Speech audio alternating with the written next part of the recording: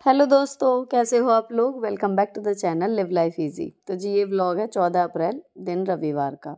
लेकिन 14 अप्रैल को डॉक्टर भीमराव अंबेडकर साहब की जयंती होती है, इसलिए माल्यार्पण का कार्यक्रम है स्कूल में, तो स्कूल जाना है।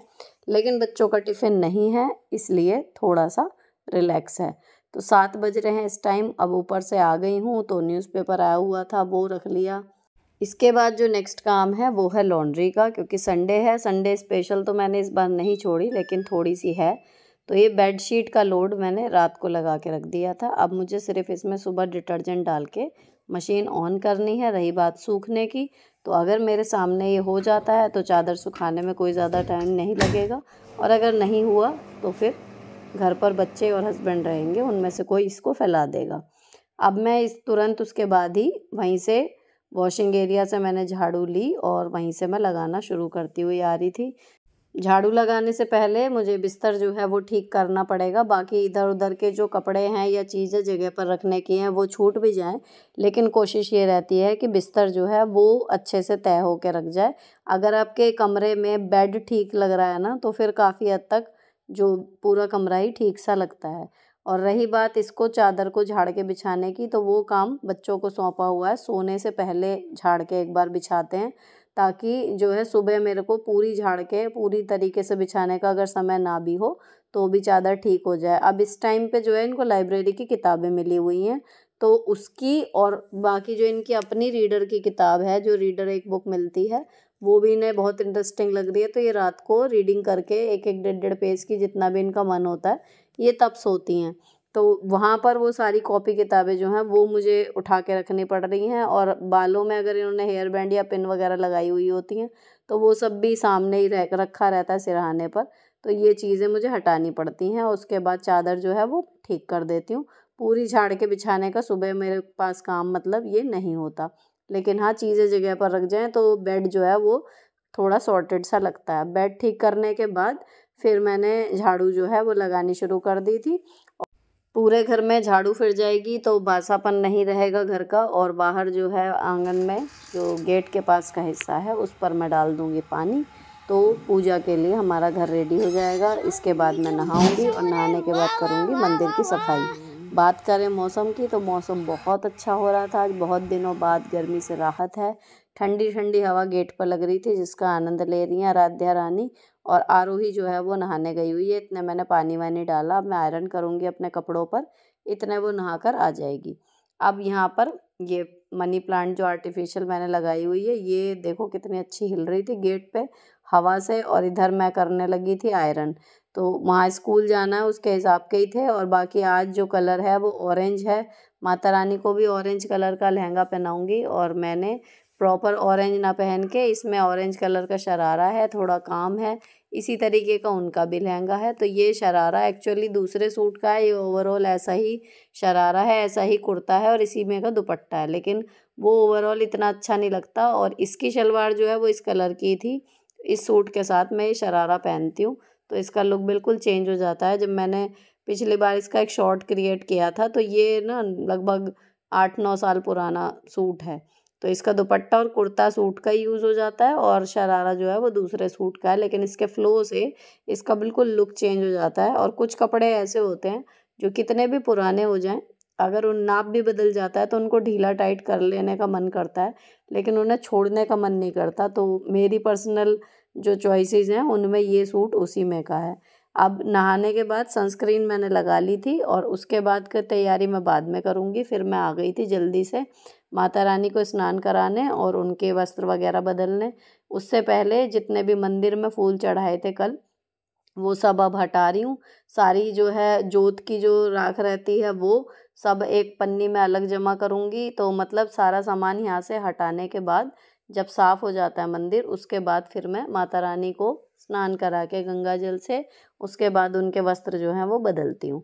तो फिलहाल ये सब काम करने के बाद अब माता रानी को तैयार करके मैं आपको दिखाऊंगी कि वो कैसी लगी। ये अभी के कपड़े पहने हुए हैं और अब ये रेडी हो गई आज के लिए।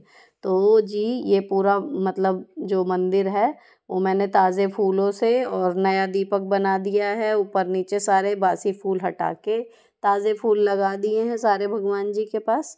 अब मैं कंडी रखूँगी और उसके बाद फिर पूजा करूँगी। तो यहाँ पर हवन शुरू होगा और अब मैंने कैमरा कर दिया था उसके बाद बंद। पूजा करने के बाद फिर मैंने इनकी क्लिपिंग वगैरह जो है वो छोटी सी बना ली थी, एडिटिंग बाद में करूँगी। और उसके बाद मैं आ गई थी किचन में।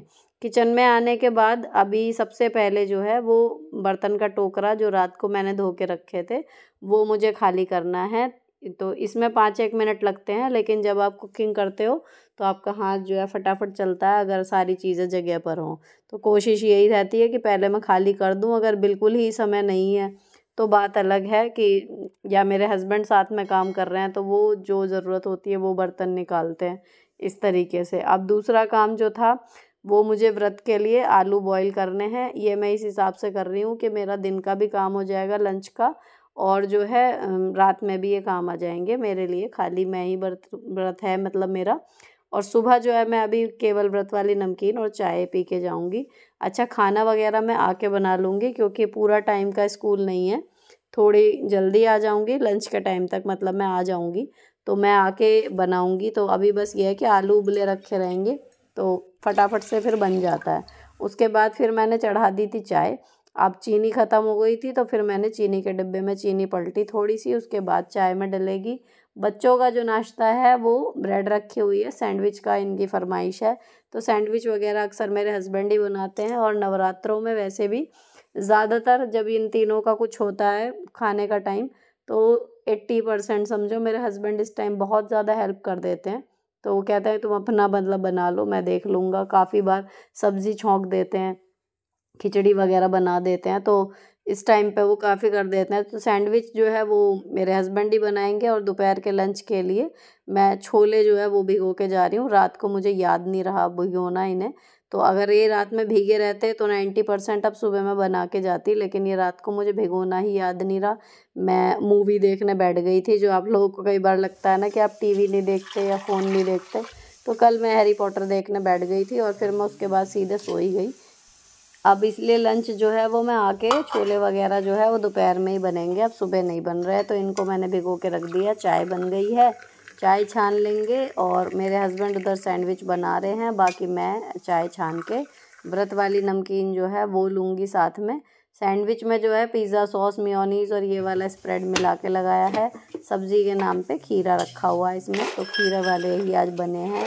बाकी मक्खन रखा हुआ है। बच्चों का ब्रेड बटर जब तक फ्रिज में ख़त्म नहीं होता जब तक वो छोड़ते नहीं हैं उसको। इन दोनों का रूटीन है ये मेरा नाश्ता हो गया जिसे करके मैं स्कूल चली जाऊंगी।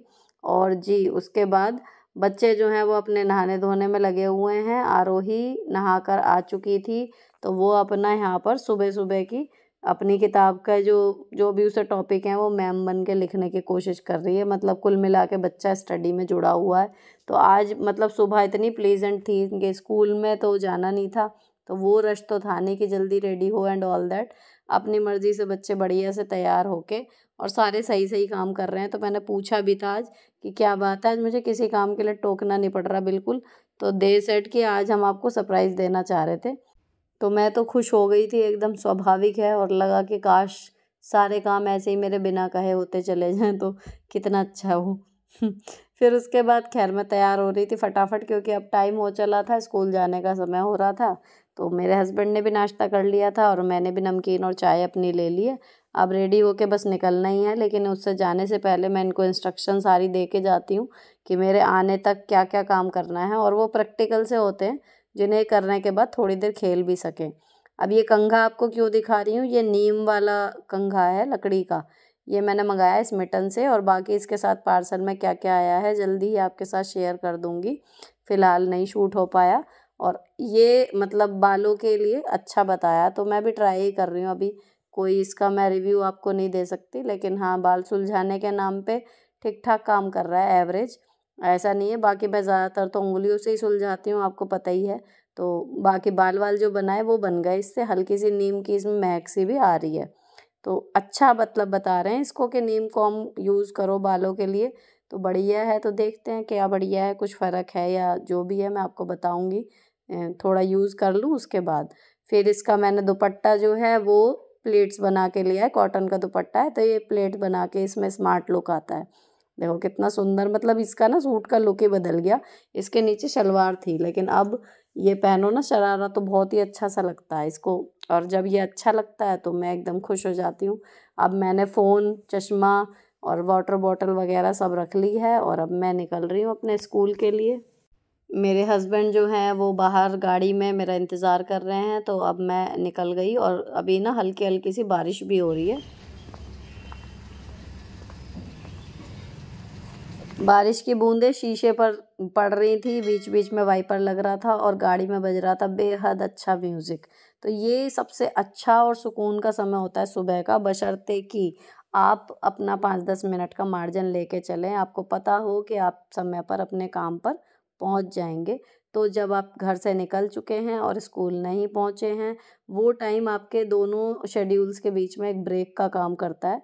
बस शर्त इतनी है कि आपको टाइम का मार्जिन लेके चलना है, नहीं तो यही समय आपके लिए बेहद हबड़ा-तबड़ी और घबराहट वाला भी हो सकता है और फिर आप अपना दिन उसी वाइब्स के साथ शुरू करोगे जो आप हबड़ा-तबड़ी में गए हो। अब वापसी जब मैं आई थी, तो मैं सोच के गई थी, वहाँ पर सम्राट हेवेंस पे लग रही है सेल 3 दिन की। मैंने न्यूज़पेपर में देखा था, तो मैं ट्राई करने के लिए गई थी कि यहाँ पर ब्रांडेड जो है वो टी-शर्ट्स, लेगिंग्स, टॉप्स वगैरह ना इस वाली सेल में बहुत अच्छे मिल जाते हैं। क्वालिटी वाइज मतलब वो आपको नहीं मिलेगी जल्दी से ऐसी क्वालिटी। तो मैं उसी तलाश में गई थी कि क्या पता कुछ मिले अच्छा। लेकिन वहाँ पे गर्ल्स के टॉप नहीं थे, पर हाँ बॉयज़ के लिए बहुत कुछ है और आज भी है। जब आप ये व्लॉग देख रहे हो उस दिन भी ये है, सुबह 10 बजे से रात के 10 बजे तक। बाकी 100 रुपये से 600 रुपये तक में यहाँ पर क्वालिटी वाइज जेंट्स कपड़े ज़्यादा हैं, लेडीज़ कम हैं, अच्छे हैं। तो मैं यहाँ पर गई देखने के लिए और उसके बाद फिर प्लान ये था कि जब मैं शॉपिंग कर चुकूँगी तब मैं अपने हस्बैंड को फ़ोन करूँगी। उन्होंने कहा था कि फ़ोन कर देना जब काम निपट जाए, लेने मैं आ जाऊँगा। यहाँ तक मैं ऑटो से आ गई थी, तो फिर मैंने अपना यहाँ पर घूमी, जो जो मुझे लगे काम के 2-4 चीज़ें वो मैंने ले ली। और जैसे मैंने बताया लड़कियों के लिए काफ़ी नहीं था, फिर मेरे हस्बैंड आ गए थे, हम लोग आ गए घर। तो ये 2 टी-शर्ट मैं इनके लिए लाई हूँ और अच्छे जो मिले वहाँ पर मिले शॉर्ट्स, तो 4 इनके लिए लाई हूँ शॉर्ट्स। अब ये वाली जो आई है, मेन आई है आरोही के लिए ये, क्योंकि आराध्या के तो अभी मीशो से जो मंगाए हैं वो काफ़ी आ गए। अभी आरोही का साइज़ ऐसा हो गया है कि ना तो बड़ों में ढंग से मिल पा रहा है ना छोटों में, तो उसके लिए मुझे थोड़ा सर्च करना पड़ रहा है। लेकिन ये सारे देखो H&M और एल सोनी ये वाले कपड़े थे, अच्छे वाले कपड़े, मतलब यहाँ पर मिल जाते हैं सेल में। इसमें ये कई बार लगती है सर्दी में भी और एक बार गर्मी में भी। तो ये वाले सॉफ्ट और अच्छे कपड़े मतलब मुझे लगे तो मैं ये ले आई। 100-100 रुपये के ये शॉर्ट हैं और 250-250 रुपये की टी शर्ट हैं। अब बच्चों को इसका ट्रायल कराने के बाद तसल्ली कर ली कि कैसे लग रहे हैं, ठीक लग रहे हैं, नहीं लग रहे हैं, उन्हें पसंद आ रहे हैं, नहीं आ रहे हैं। अब इन्हें रखूँगी और इसके बाद मैं बनाऊँगी खाना। फ़िलहाल व्लॉग यहीं पर ख़त्म होता है। अगर अच्छा लगा हो किसी भी वजह से तो चैनल को सब्सक्राइब किए बिना मत जाना। मिलती हूँ आपसे नेक्स्ट वीडियो में। Till then bye bye. Stay beautiful always.